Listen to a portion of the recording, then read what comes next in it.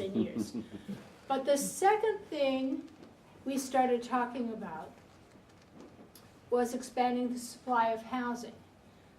Simultaneously, there were there had been 5 growth control initiatives in San Francisco.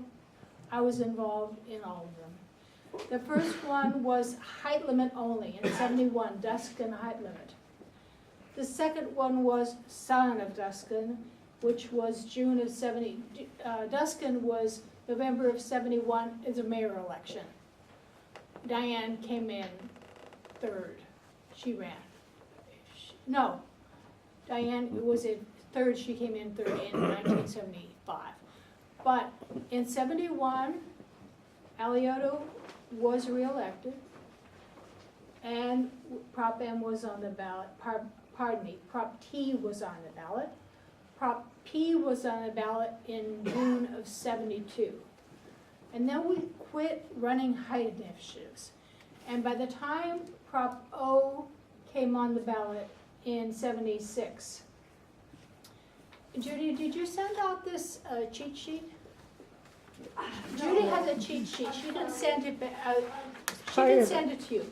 So in 79, Diane Feinstein was mayor. She'd been mayor for a year.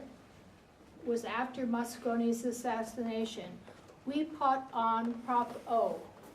And Prop O was the first time that it was a non-height limit. It talked about transit, energy conservation, pedestrian environment, and new housing. We put that on the ballot. It was a citizen initiative. So every point of this was people were organizing. We were organizing. I hate to say how many EIRs we testified at. It was dozens of EIRs we testified.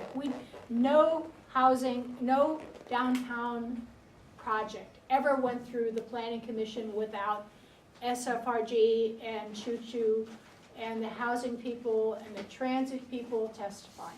The transit people were labor unions, as well as environmentalists, as well as housing people, because muni drives were really effective.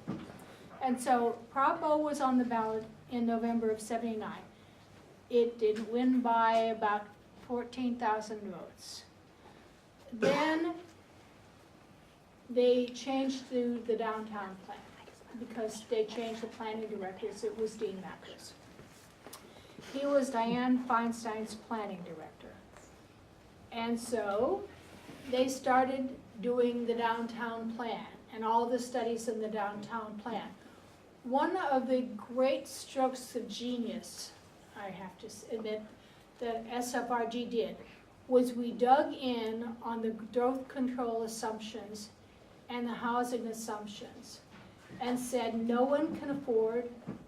The workforce, predominantly downtown, was not high executives. The people that made downtown work was middle-class people, secretaries, administrative assistants, everyone that didn't make high-end incomes. That was downtown.